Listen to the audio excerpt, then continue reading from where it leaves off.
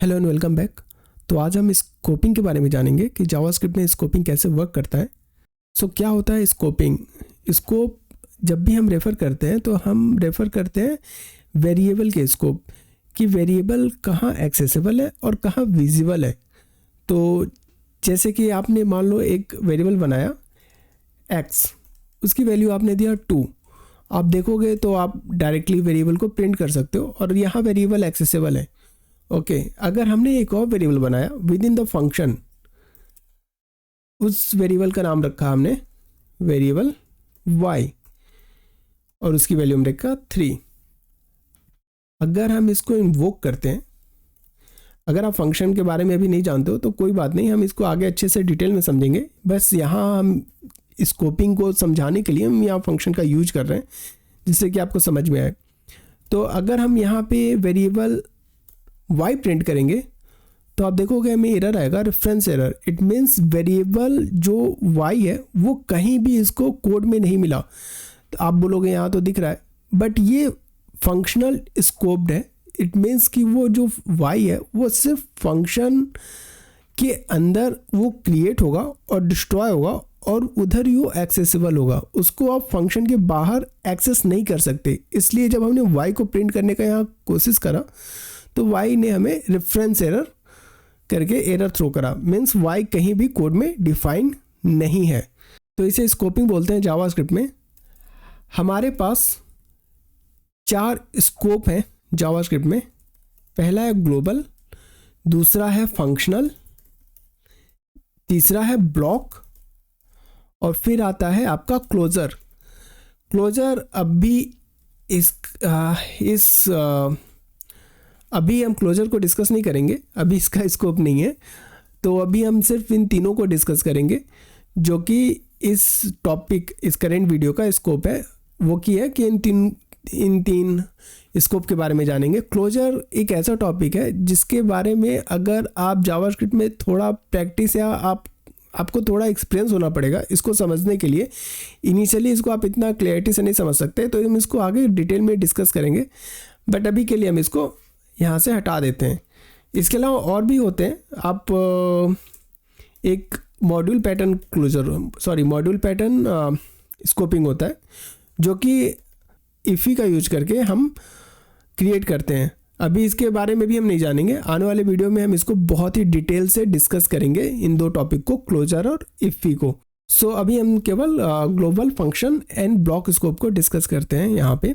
तो global scope वो scope होते हैं, मतलब जहाँ वेरिएबल, अब जैसे कोई भी एक वेरिएबल बनाते हैं, जैसे हमने एक फंक्शन बनाया था हमने एक वेरिएबल बनाया था 2। वो 2 एक्सेसिबल है थ्रू आउट आवर कोड। अगर हम उस 2 को एक्सेस करना चाहें इनसाइड आवर फंक्शन तो आप देखोगे वो वहाँ भी एक्सेसिबल है। जो भी चीज़ें हमने बाहर बनाए, सबसे बाहर, विदाउट एनी कर्ली ब्रेसेस, आप देखोगे वो सारे कर्ली ब्रेसेस और सारे चीज़ों से बाहर होगा, वो सारे ग्लोबल स्कोप हैं। क्योंकि जो भी हम ग्लोबल स्कोप में डिफाइन करते हैं वो एक्सेसिबल होता है एवरीवेयर। तो ये था ग्लोबल स्कोप। अगर आप फंक्शनल देखोगे तो फंक्शनल का भी हमने एक एग्जांपल यहाँ दिया है कि अगर आपने एक वेरिएबल बनाया y, तो y आपको फंक्शन के बाहर एक्सेस नहीं होगा, बट y आपको फंक्शन के अंदर एक्सेस होगा। तो अगर आप यहाँ इसको प्रिंट कराओ तो आपको दिखेगा ओके इसकी वैल्यू यहाँ प्रिंट हो गई, बट ये y आपको फंक्शन के बाहर प्रिंट नहीं है। इसलिए जब हम दोबारा y को प्रिंट कराने की इधर कोशिश कर रहे हैं तो हमें एरर थ्रो कर रहा है कि y एक्सेसिबल नहीं है। इसके अलावा हमारे पास एक थर्ड टाइप का स्कोप होता है जो कि अभी ES6 में इंट्रोड्यूस हुआ है, वो होता है ब्लॉक स्कोप। ब्लॉक स्कोप बहुत इंपॉर्टेंट है और ये बहुत ही बग फ्री, अगर आप कोड करना चाहते हो तो ब्लॉक स्कोप ही ज़्यादातर आप फॉलो करते हो जब भी आप वेरिएबल क्रिएट करते हो। तो ब्लॉक्ड स्कोप अगर आप वेयर से क्रिएट करते हो, इसको कुछ ऐसे देखते हैं पहले। ब्लॉक्ड स्कोप है क्या? अगर हमने सोचो इफ़ में एक वेरिएबल क्रिएट करा, उसका नाम रखा हमने वेर ABC इक्वल टू 9। अगर आप इस ABC को बाहर एक्सेस करना चाहो तो क्या एक्सेस होगा?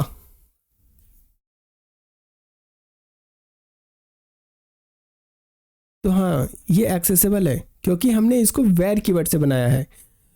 दिस इज ब्लॉक्ड, फंक्शन अलग है, दिस इज ब्लॉक्ड। जो इफ़ है ये स्टेटमेंट एक ब्लॉक्ड स्कोप है। ये जो कर्ली ब्रेसेस देख रहे हो ना आप, ये कर्ली ब्रेसेस ही है जो ब्लॉक्ड स्कोप है। जहाँ भी आपको ये ब्लॉक कर्ली ब्रेसेस दिखे आप सोचो ब्लॉक्ड स्कोप है, अगर एक्सप्लिसिटली वहाँ फंक्शन ना बनाया गया हो तो कोई भी एक कंडीशन है जो कर्ली ब्रेसेस के अंदर लिखा गया है, कोई भी वेरिएबल, तो बाहर एक्सेसिबल हो जाता है अगर आप उसको बनाते हो वेर कीवर्ड से, वेरिएबल को डिफाइन करते हो। अगर आप उसको डिफाइन करते हो लेट और कॉन्स्ट से तो वो ब्लॉक्ड होगा। अगर आप देखो इसको हम बनाते हैं लेट कीवर्ड से, तो आपने देखा वेर से जब हमने बनाया तो हमें बाहर भी एक्सेस था वेरिएबल, बट जब हमने उसे लेट से बनाया तो ब्लॉक के बाहर वो वेरिएबल एक्सेस नहीं है। तो ये होता है ब्लॉक स्कोप। तो 3 scope global, function and block हम क्रिएट कर सकते हैं। अगर आप कॉन्स्ट से भी बनाते हो तो वेरिएबल के बाहर ये बाहर एक्सेस नहीं है। तो ये होता है हमारा स्कोपिंग। स्कोपिंग अगर आप पूछोगे तो बहुत ही ज़्यादा ज़रूरी है, ये बहुत हेल्प करता है।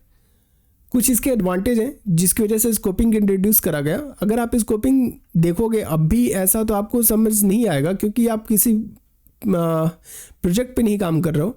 अगर आप किसी बड़े प्रोजेक्ट पे काम कर रहे होते तो आपको समझ में आता कि ये चीज़ें कितनी हेल्प करती हैं आपकी बग फ्री कोड लिखने में। तो बहुत सारे एडवांटेज हैं, जैसे अगर स्कोपिंग है तो ये चीज़ें बहुत ईजिली हो जाती हैं। तो उनमें से पहला है मेमोरी एफिशिएंसी। अगर आप देखोगे मेमोरी एफिशिएंसी,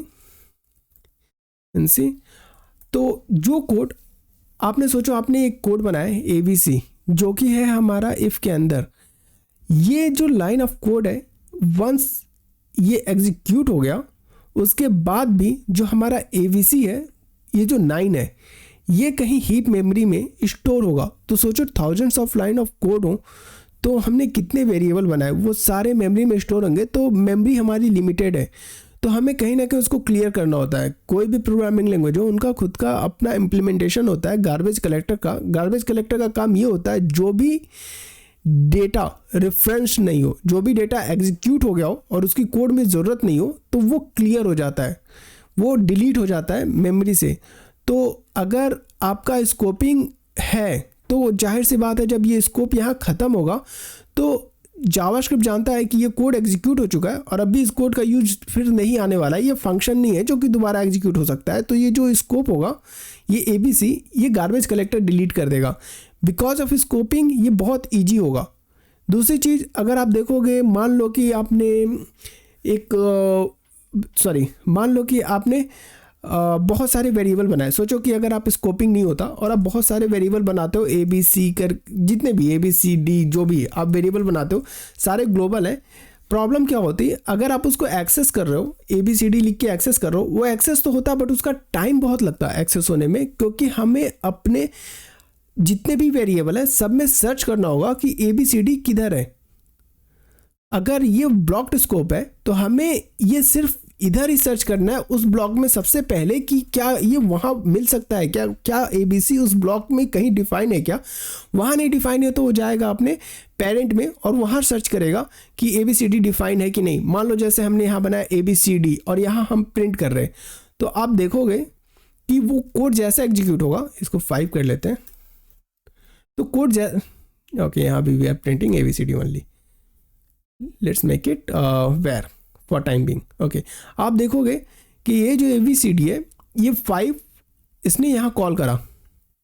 ओके, यहाँ इसको ये वैल्यू जो है यहाँ तो 9 मिला बट यहाँ इसको 5 मिला। मीन्स ये ABCD जो हमने यहाँ कॉल करा सबसे पहले ये देखेगा कि इस स्कोप में ABCD किधर भी डिफाइंड है क्या, या कहीं भी लिखा हुआ है ABCD। अगर इसको नहीं मिलता है तो फिर ये फंक्शनल में जाता है, हालांकि ये फंक्शन में नहीं है तो ये डायरेक्ट ग्लोबल में जाएगा और वहाँ इसे ABCD मिलेगा।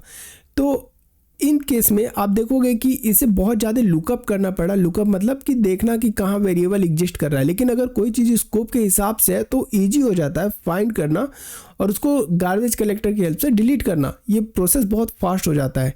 ये एक बहुत बड़ा एडवांटेज है प्रोग्रामिंग में टू मेक इट इफ़िशियंट।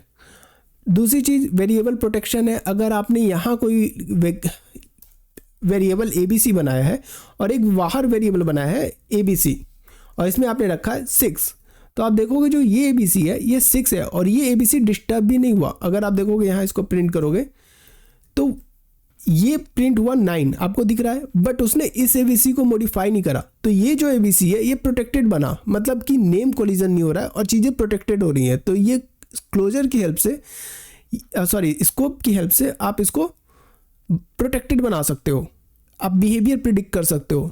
तो ये काफ़ी हेल्पफुल हो जाता है आपके लिए। और भी बहुत सारे रीज़न है, जैसे कि मान लो कि अगर आपको फंक्शनल प्रोग्रामिंग इंट्रोड्यूस करना है जावास्क्रिप्ट में, तो आपको कुछ चीज़ें हैं जो कि आपको इंट्रोड्यूस करना होगा, लाइक क्लोजर एक ऐसा कॉन्सेप्ट है, क्लोजर स्कोपिंग, जो कि सिर्फ फंक्शनल प्रोग्रामिंग में ही यूज होता है। तो इस फीचर को जावास्क्रिप्ट ने एक्सप्लिसिटली इंट्रोड्यूस करा है, क्योंकि उसे फंक्शनल प्रोग्रामिंग भी ऐड करना था। अगर आप पैराडाइम नहीं जानते हो तो आप जानो हर जो लैंग्वेज होता है वो किसी ना किसी पैराडाइम को फॉलो करता है। तो जैसे जावा है वो उप्स को फॉलो करता है। तो उप्स में जो आपने देखा होगा क्लासेस बनी होती हैं, क्लासेस सिर्फ वो प्रोग्रामिंग लैंग्वेज फॉलो करते हैं जो उप्स को इंटीग्रेट करते हैं। आप अगर जावास्क्रिप्ट में भी आपको क्लासेस मिलेंगे तो वो उप्स की सारी फंक्शनैलिटी को ऐड करने के लिए, बट आपको लिस्प या दूसरे ऐसे प्रोग्रामिंग लैंग्वेज है फंक्शनल जिसमें क्लासेस कीवर्ड ही नहीं मिलेंगे, क्योंकि वो उप्स को फॉलो नहीं करते, तो उनको फीचर डालने की ज़रूरत नहीं है। सिमिलरली ये क्लोजर, हाई ऑर्डर फंक्शन, ये सारे हाई ऑर्डर फंक्शन, ये सारे फंक्शनल प्रोग्रामिंग के लिए बहुत इंपॉर्टेंट हैं।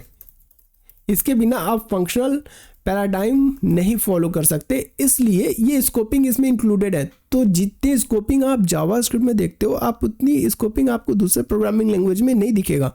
तो इसको आप कुछ इस तरीके से भी समझ सकते हो, जैसे कि हमने ये स्कोप बनाया इधर,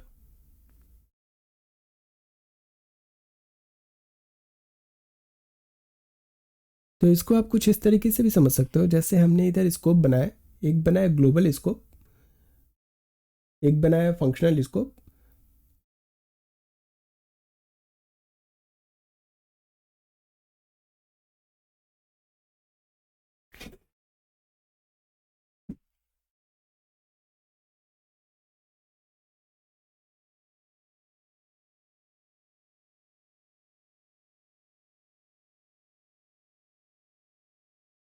तो कुछ इसको आप इस तरीके से भी समझ सकते हो कि जैसे ये एक है हमारा ग्लोबल स्कोप, तो जो भी वेरिएबल हम ग्लोबल में डिफाइन करते हैं, जैसे हमने x=2 लिखा, तो x अवेलेबल है for block as well as for function. मगर अगर हमने x को ब्लॉक के अंदर डिफाइन करा तो ये सेम हमें अवेलेबल नहीं होगा आउटसाइड ऑफ दिस ब्लॉक। अगर इसको हम फंक्शन में भी डिफाइन करते हैं x=2, तो ये x और ये x दोनों अलग है।